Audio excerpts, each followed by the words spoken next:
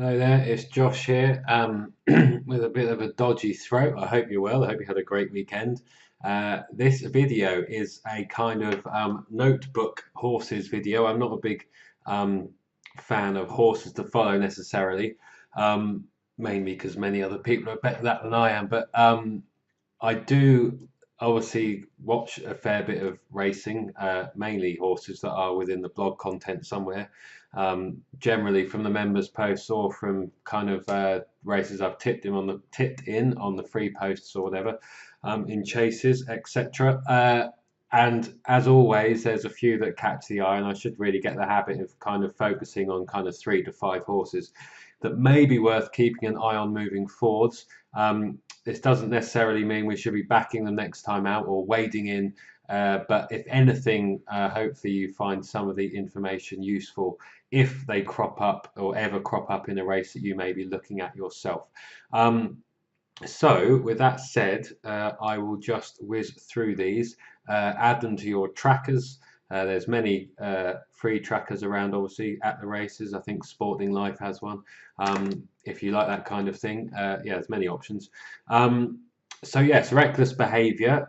He qualified in the members post, and he was about 6 to 1, which was just about on the limit to have a go at. I think, given his profile, you can see there he was fairly lightly raced. It was his first handicap hurdle. He stepped back up in trip. In a race where arguably for the first time he was probably running to show his best. These novice hurdles were probably used to kind of gain experience. He didn't run too badly, and to kind of build up probably race hard fitness, and to actually teach him how to beat a racehorse on the track or how to improve, and kind of get better. So he ran okay. He ran as if he might need even further. I'm not sure if he wants that just yet. He was stepping up his trip. Bowen had him perfectly placed. He was just sat kind of behind the leader who made all, I think. And yeah, Bobble Emerald, who can do this, got an easy lead and kind of stayed there. You can see there was quite a gap back to the rest, which is always promising. I think it showed he had some ability. Clearly, this was a weak race and not one to go mad on, not a horse to go mad on. But it'll be interesting to see if he develops. It looks like they think decent ground is what he needs. It could be that he might be shown to better effect on soft. I'm not 100% sure. Or he needs a much stronger pace, or a track with a stiffer finish.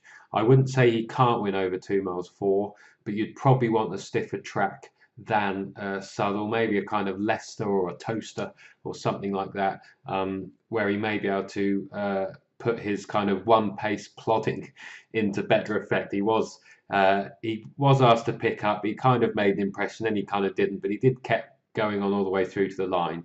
He ran as if he doesn't have a change of gears as yet, or he may not have strengthened, or he may not have strengthened into his frame. So he's lightly raced. I'm quite sure Caroline Bailey will find opportunities with him at some point, and I think he may be worth keeping on side at a low level, because there should be more to come, and this was a run of promise. So maybe a stiffer finish, maybe he does need 3 miles. Whether or not he's strong enough to get that yet, who knows? But yeah, something there to keep an eye on moving forwards. Teophonic, who we backed, or I mentioned in the notes a few days back, couple of days back on Saturday. At the time, I thought she was unlucky. Having reflected, I'm not sure she would have beaten the leader. I actually know the owner of Cribs Causeway. Well, I don't know him. I know him through Twitter. And he messaged me before saying they fancied him. 5 to 2, clearly a bit short for me, but they think this horse is going to go on to better things, and she's going to stay in training for next year. And they think she's kind of listed and kind of group quality, and we'll be seeing the back of handicaps pretty soon. Frankie Dettori reckons she could have won by about 6 lengths. He dropped his whip, and he was only hands and heels. So that horse may be one to note, Cribs Causeway, moving into next year. But that does kind of help give some substance to the form, I suppose, of Teophonic, who was returning after 98 days. was taking a step up in trip for the first time and did look interesting. She was about 18 to 1, backed into tens, and clearly outran her odds. Franny Norton was keen to settle her. She broke and she was pulling fiercely for kind of the first 1-2 furlongs. When they do that, jockeys naturally want to settle the horse, because if they don't settle them pretty quick, there is not a hope in hell of them getting home. Now, the way to do that is obviously to take a tug and just to try and keep a strong hold of them, and or to try and get cover behind other horses, which is what he did. Unfortunately, that meant he was on the fence and stuck behind a couple. He went to switch up the inside and couldn't go just as he wanted because the horse in front veered over. The gap then did appear. By the time the gap did appear, Frankie had already said go on his, but she did storm up that hill and finished really well. I'm sure she probably, well, I suppose everyone's probably noted her or spotted her after that run, but clearly a well-run race over 1 mile 4 is well within range, and this handicap mark looks well within range. So if the ground stays decent, it looks like a decent surface is interesting. She may well be put away. She may come back for an all-weather campaign, who knows? But she looks like she's got ability and quality and looks well handicapped. So that is one I would keep on, whether the back end of this flat season or into next. Soft ground would be a completely unknown. She might be okay on it. You don't know until they run, whatever the breeding may say. So yeah, that's one to keep an eye on. Teophonic 3-year-old for Mark Johnston. Topham Bay, who is now 0 from 8 in her career, and all of those are well, how many? Only 2 of those are handicaps. Looked interesting on the first run and second runners, hit both times some kind of micro stats within the members club. Took a step up in trip, or back up in trip, after this 145-day break, always being scrubbed along, never really in it, but ran on and showed some minor promise.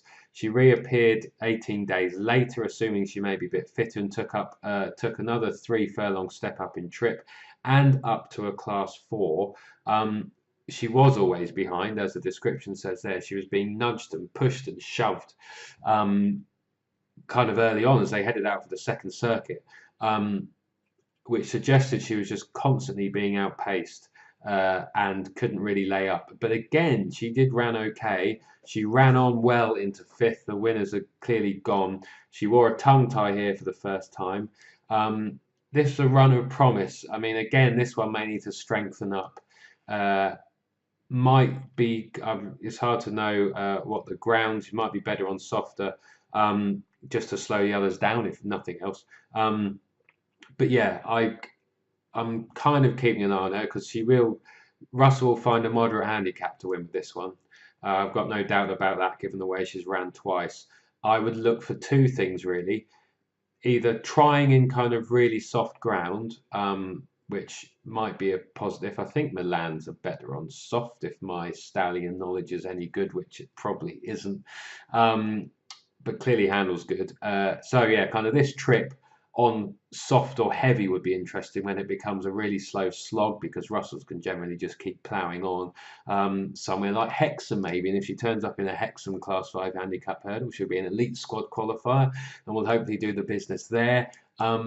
And or she's looking like she needs 3 miles already, if not kind of 3 miles 2 furlongs. That could be just because she's a slow-paced, one-paced plodder, and obviously clearly not too good. She's probably got some growing to do. She might have some strengthening up to do, and just maybe be getting better with experience. But I thought those 2 runs have both looked interesting. She has ran on a kind of strong pace, maybe softer, maybe further.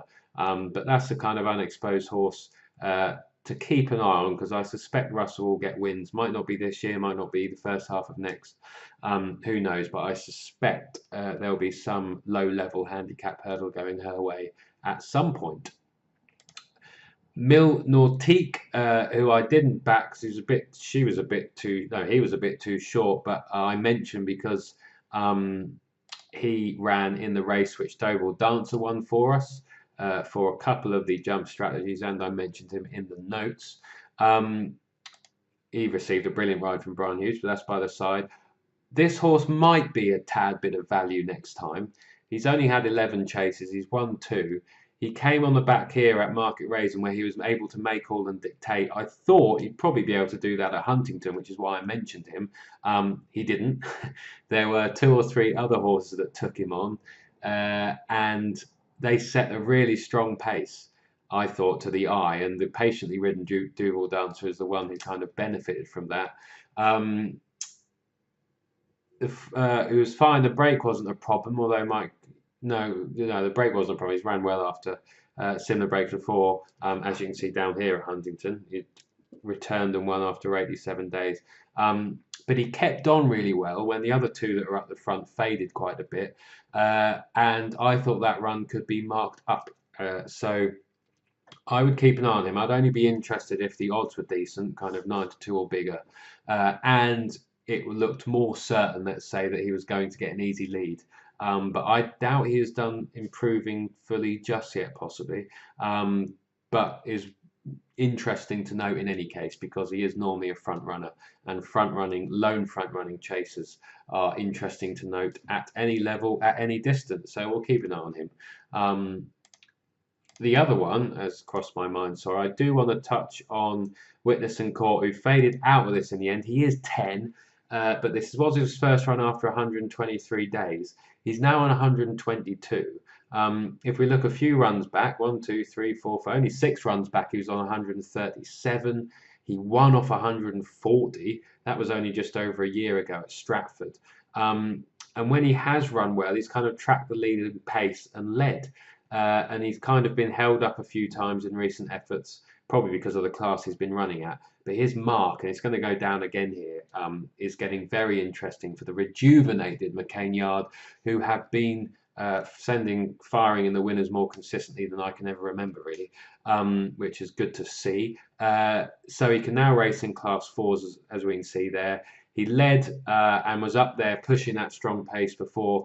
I suspect the lack of a run caught up with him, or the fact that he went too quick. If we click on the profile, I mean, clearly he's a 10-year-old. I'm in horse race base here, if I didn't say that before. But we can see some of the conditions where he might do quite well moving forward. He is back down to a mark he can win off, kind of 2 mile 3. I doubt he has the legs for 2 miles anymore. 2 mile 3 to kind of 2 mile 4.5 looks kind of optimum. Good to soft is okay, so you might want to get out soon before the winter ground comes too much. Stratford there, Haydock is kind of one at. You can see his form in the class here, and he's being able to now run in Class 4s for the first time. He's best in small fields, as you can see there, but some of those might be to do with the level of class that he was racing in. Flat tracks generally, right-handed, left-handed, not too much of a problem, and he has done quite well in April. But we'll see. I thought that was an interesting run for a well-handicapped horse, and yes, he's 10, but if they continue to front run with him, it wouldn't surprise me if he makes all somewhere in a kind of weak Class 4 chase. It looked, he showed a bit more there for me. And like I said, is well handicapped. The final horse I'll mention is Ballycross, who I fancied to outrun, and he did. He kind of was value, 7-2 into 9-4, but that will teach me for backing 72 shots, 2 points on the nose. I should probably learn my lesson, especially in races like this. This 6-year-old looks interesting. He's unexposed over fences. There is more to come. The hope is that he may have developed over the summer. This was an okay run. I thought he pushed the pace a bit too much here. There was a chance he could get in. Well, I can see why Sam Twist and Davis wanted to get an easy lead with him. He didn't. He got in. Well, whether or not he went too quick with no butts, I'm not sure. They went at a speed that they could jump fine. But in the end, when he turned in and went to kick and ask for an effort, he wobbled a bit before kind of 2 from home, walked through that, and that was that really, or was it the last? Yeah, no, blundered 2 out, which did cost him. Well, it didn't cost him his chance. He was starting to get tired and go backwards by then. Anyway, looking through his form, the Chepstow runs I thought were an indication that good may be okay. If you look here, he won his handicap hurdle. Well, he's run twice well in heavy. It may be that he actually just wants slow ground, and that he will not be seen to his best until he gets kind of soft or heavy. So I'd be interested to see him in a handicap chase, Class 3, soft or heavy. Hopefully when he next comes out, if he's able to get an easy lead, maybe a stiffer climb to the line. The fact that they moved him up in trip after these Chepstow runs at Warwick over 3.5, or just over 3.5 miles.